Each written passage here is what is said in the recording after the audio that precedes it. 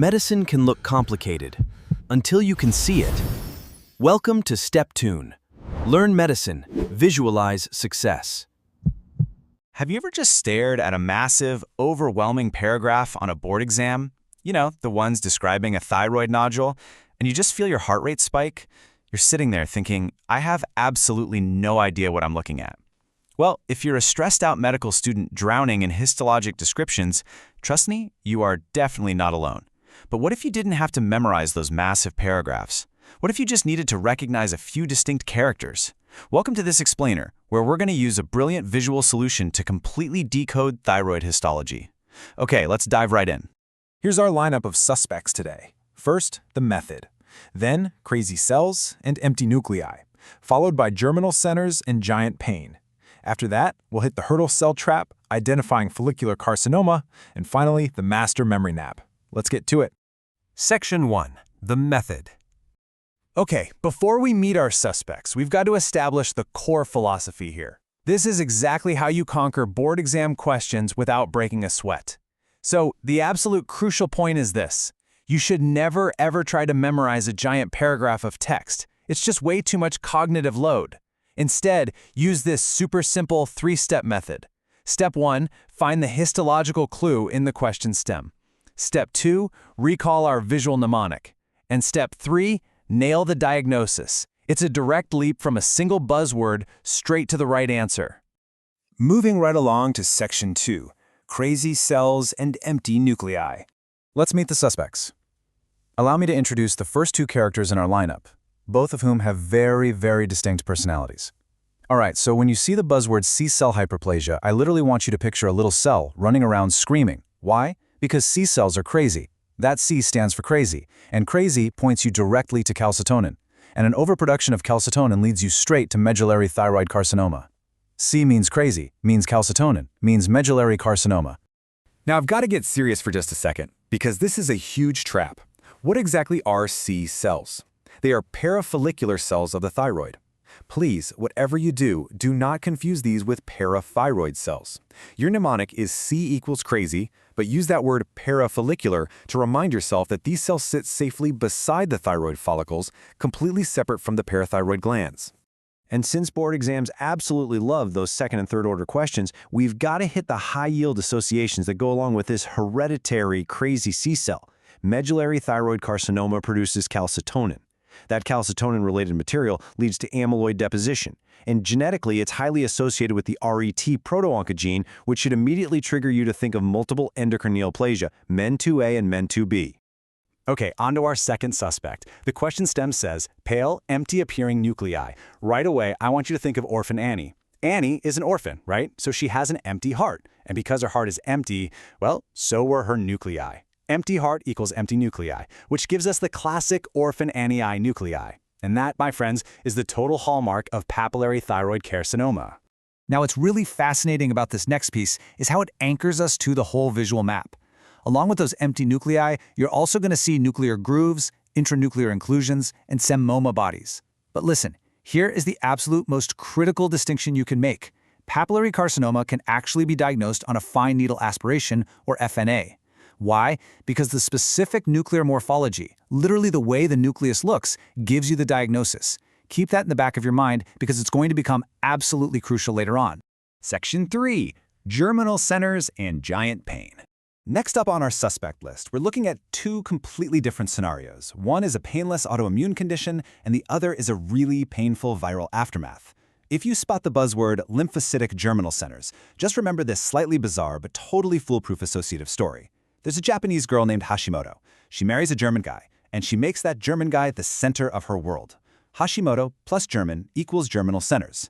It's deadpan, it's a little silly for sure, but you will literally never forget that lymphocytic infiltration with germinal center formation is the classic, usually painless presentation of Hashimoto thyroiditis. But what if you see the words multinucleated giant cells? For this one, I want you to internally just yell, I have giant pain, because a giant cell equals giant pain. And a painful, tender thyroid points you directly to subacute granulomatous thyroiditis, also known as Delcourt vein thyroiditis. This condition often follows a viral upper respiratory infection, and the granulomatous inflammation with those giant cells is the real culprit behind that giant painful neck. Section 4. The Hurtle cell trap. So, we've met some fairly reliable characters so far, but now it's time to introduce the first major plot twist of this explainer. This is where a very distinct-looking cell can actually lead you totally astray. You're reading a stem, and bam, you see Hurtle cells. Large polygonal cells with granular eosinophilic cytoplasm packed with mitochondria. Your reaction here shouldn't be panic. Honestly, it should just be a shrug. Hurtle cell is Hurtle cell. Why? Because they're completely nonspecific. You can see them in Hashimoto's thyroiditis, you can see them in Hurtle cell neoplasms, and a bunch of other conditions too. If a question asks what confirms a follicular thyroid carcinoma, Hurtle cells alone absolutely do not answer that question. Do not fall for the trap. Section 5. Identifying follicular carcinoma. So if Hurtle cells aren't the answer, what on earth is? Let's pivot to the climax of our suspect lineup. We're looking at a patient with a slowly enlarging, firm, but completely painless thyroid nodule. Their TSH is normal, they get an ultrasound, it's solid. Then they get an FNA and the cytology shows follicular cells and microfollicles. Okay, stop right there. The exact moment you see microfollicles on an FNA, you are looking at a follicular neoplasm. But here is the ultimate classic exam trap. An FNA cannot distinguish between a follicular adenoma and a follicular carcinoma.